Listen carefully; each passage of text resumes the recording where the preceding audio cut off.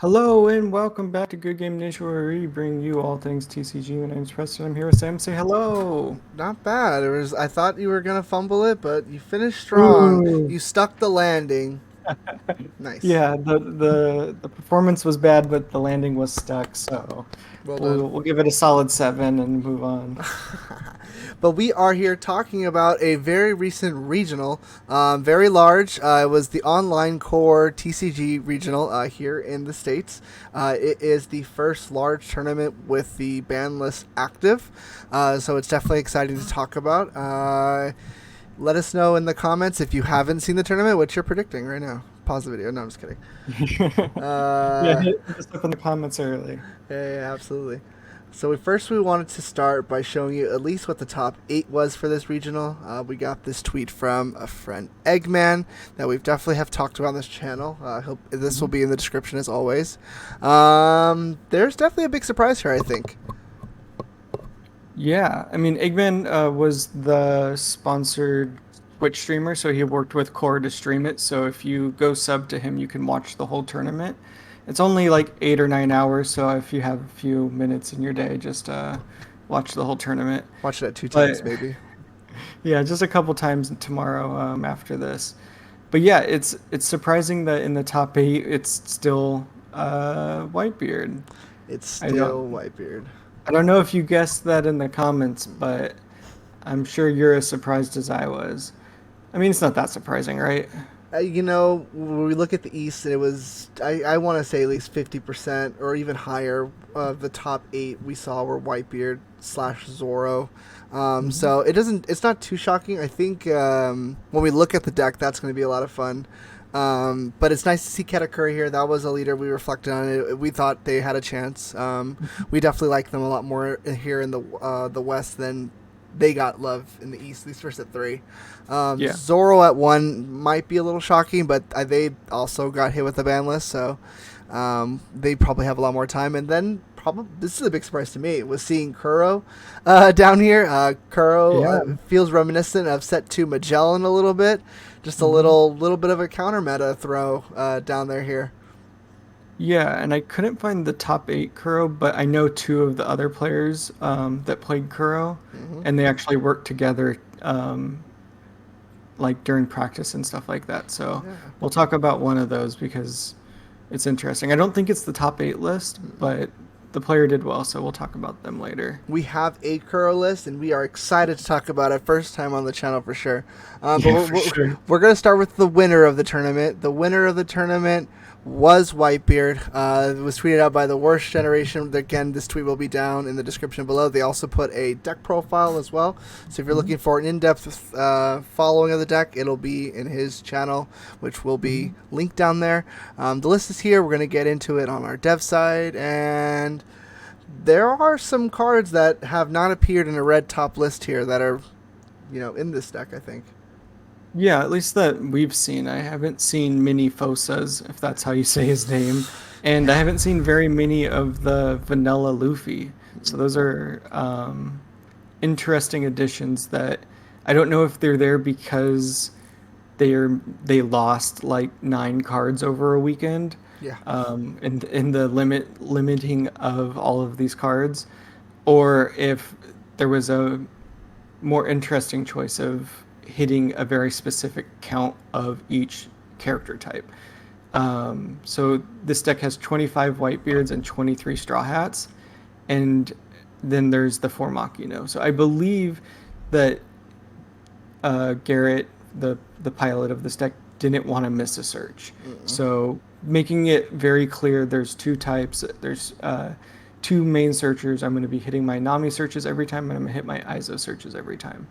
And we're not going to get confused with Dudon. We're not going to worry about playing Otama. We're not going to miss our searches. And I think that's, I don't know if he talks about it in his video, but I think that's like a core value here. Yeah. At least that's what it is looking from the outside.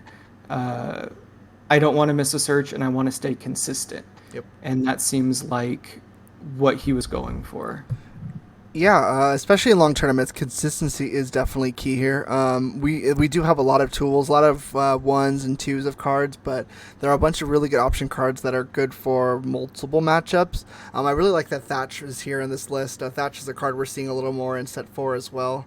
I think it fits really well, especially in the counters and the mirrors that most Whitebeards are probably playing. A lot of Atmoses, more 4-drop Luffys. So I do think Strawbeard is the way to go from now on. I'm pretty sure most Whitebeard players would definitely agree with that. And it's not that Strawbeard was weak. It was probably one of the better decks last format. The only competition was full Whitebeard. So it's just a clash of concepts. But it's obviously still a good deck.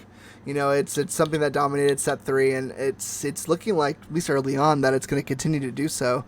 And the biggest flex has to be, again, versatility. We're talking about a little bit here in set 4. Whitebeard's still doing really well in set 4, and they're finding different ways to win. Lists are looking different each week. They just have a lot of good cards to pull from. A lot of good cards. They lost 9 over the weekend, and 9 very good cards that other red decks are not going to be able to recover from. Zoro's going to have to find a new way. Ace is probably near unplayable. Probably very, very hard without Marco Blocker. But Viper can still do it. Yeah, I mean, they might be able to adapt the same way and pull in some of these different vanillas and stuff like that, and be able to still do well. But it definitely feels like Ace caught the stray on this one. And Unfortunate. Yeah. Another card I thought is interesting is this isn't playing Fire Fist, which from the people that I've talked to, Fire Fist is just It's OP. It's just so annoying, and it has a trigger that KOs. It can KO 2 of your cards at the same time. This deck is missing it. It's playing Red Hawk and Crossfire. Yeah. Which is maybe for names, but also has decent effects. Yeah. I would like to hear how Crossfire performed, considering you can play it counter or as a main, to see whether they play it more as a main or a counter. Since it is a very versatile card, you can play whenever the hell you want, basically. But they also they said, all right, no Radical Beam, fine, I'll play 4 guard point. Yeah. 1 less K counter, but still. Yeah. Good. It does what it needs to do. Yeah, it does what it needs to do. And yeah, Crossfire is a really versatile card, especially when I was playing the Ace. You have a lot of options here. You obviously can use it to get around things like Kid. I think Kid was very popular in this tournament. I saw a lot of different decks with Kid. And then you have the combo with Crossfire and Nico Robin being able to, hypothetically, removing something really big from the board in a really tight spot if that's an option for you. So again, Whitebeard has all these really good red cards to pull from, and you can probably pick and choose to your own style to make this work. It doesn't really have these core cards like it used to because of these ban lists. So maybe what they lost in consistency and strength, they gain in unpredictability. Yay! Yay! Yeah, at least when I was sitting across from a Whitebeard, I knew what was in the deck. Not anymore. Yeah, they're going to probably be shooken up for a while, but I think Strawbeard is just going to come back full force, and it already won a big tournament. That means people are going to jump on that bandwagon, and they might have been unsure going into this weekend, but after this, they'll be back on it. They already have the cards. They were in a box, not in the deck, so. Right. And bandwagons, when people see this, they'll definitely jump on it. But when we show the next deck, maybe we'll get some more East Blue fans in the comments. Yeah, I think this is one of the 3 of the Kuros that did well in this tournament. It's definitely exciting. I mentioned Magellan earlier. It feels very similar to that, where it popped up in a tournament here in one of our larger ones, and it fits the meta really well, and it does very well. It was very good, very well scouted, and didn't have a lot of too big weaknesses. I think Strawberry might have been its biggest crutch. Mm-hmm. But go ahead. I was going to say, so this is Batsu's list. If you've heard that name, it's the developer that's doing OP Sim. So not only is he making everybody a resource, but he's learning and playing the game very well. Yep. So from his tweet, he says uh, the coaching was by Will to Win Gaming. Will also placed really high in this tournament Mm-hmm. and only placed higher than Batsu because he didn't lose round one.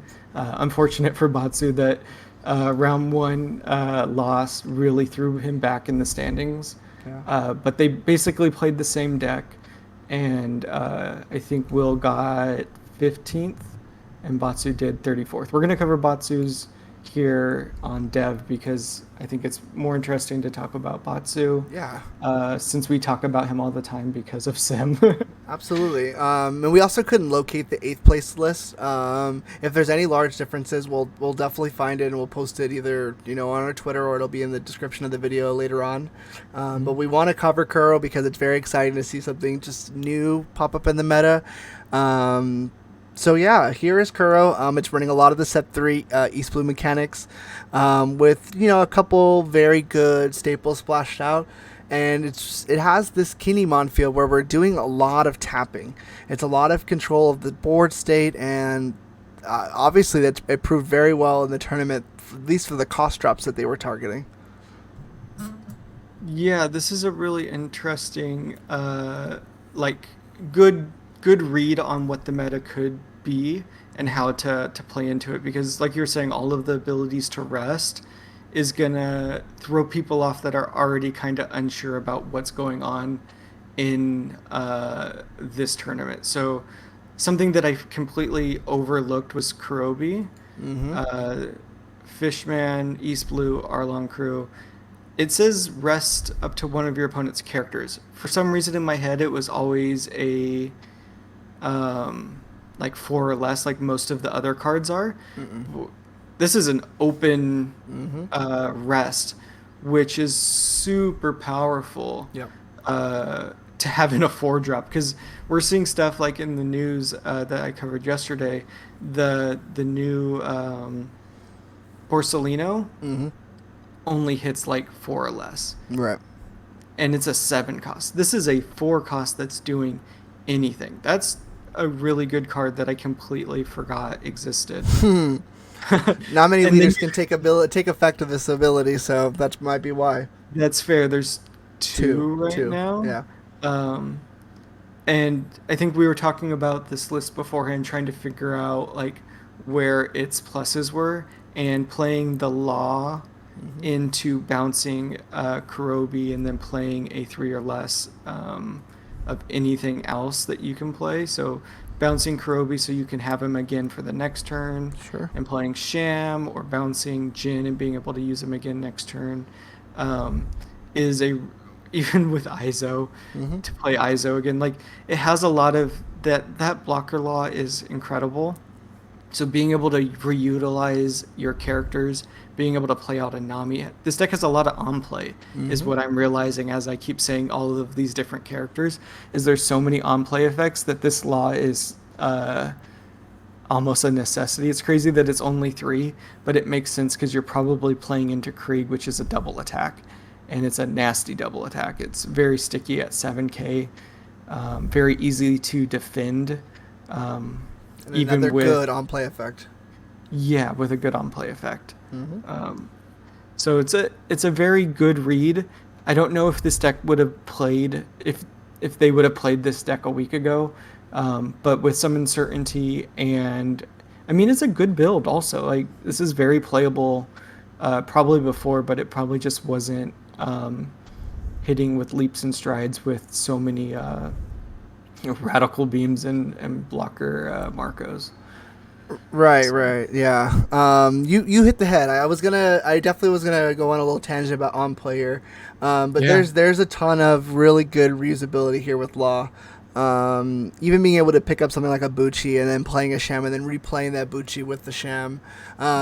Being able to protect what you tap with Kuro afterwards with Law. Things like the Kurobi that you do want to protect, you're able to pick it up and then play something else with another really good on play effect. Yeah. This is 35 on plays. I just scrolled down. That's so many. That's more than they have encounters. Yeah, there's a ton, and the heavy hitters here in Krieg and the leader Kuro are very strong in being able to get multiple attacks off. Django offers that ability as well. You can think of this as a restand law basically, just East Blue. It's a really cool deck. I wonder how it'll do with preparation of it now. Obviously, now it's going to be out there and people are going to have time to practice. So I'm wondering what the adaptations look like, if there is any. It's just exciting to see green again. So I can't remember the last non-law deck that we covered here on the channel. It's probably been a while, probably since Kinemon. So, yeah. And maybe a straggler kid every once in a while. Yeah, I always got to talk about Kid because he's one of my favorite leaders. So yeah, it's and he doesn't get enough love, so we have to help. Yeah, I think there's a lot of strengths here, and I think it does really well on a meta of confusion as well. Kind of similar to Magellan as well. I hope we see it again. That's where I'm at. I hope we see it again. I hope it keeps coming, because that'll shake up the meta if Kuro can stick around. For sure. I would love that, because it's a deck that we've undervalued, because it just doesn't seem like it would actually get off the ground, and now it has a chance to. Yep. And I hope it does. I hope that, I think Batsu lost against Whitebeards only, and Will lost to Katakuris that hit 4 triggers on life. So this is a strong build with a good mindset probably going into it. So if you just practice a deck and become a good pilot, and piloting isn't just like picking the right cards, but coming into each match properly. At least that's my mindset when it comes into it. So just being good at playing the game in all aspects. And you could probably take any deck to this level. Yeah. And they decided to do that with Kuro, which is super cool. And I'm happy to boast that these 2 players are great. Yeah, absolutely. And again, with no Whitebeard, no Whitebeard, with Whitebeard slowed down, I think that might be fair to say, a little slowed down. Yeah. It does open the door for these other set 3 decks that we thought were pretty interesting, but just got overshadowed by 3 really good sets of red.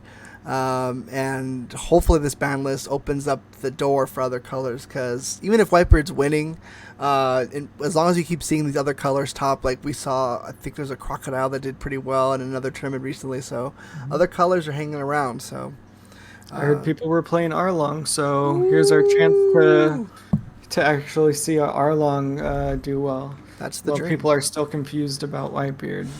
It probably will be less confusion after this tournament. Unfortunate. We were hoping to cover non-Whitebeard for this tournament, but we were doomed to relive the past. Yeah, Garrett's too good, so hats off to him. Go check out their YouTube channel and their Twitter also. They keep it updated. Absolutely. Pretty frequently, I think. Absolutely, and they'll be in the description. And if you are still here, thank you for watching our Meta Monday.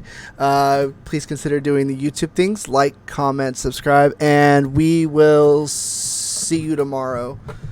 Bye-bye. Bye-bye. Bye.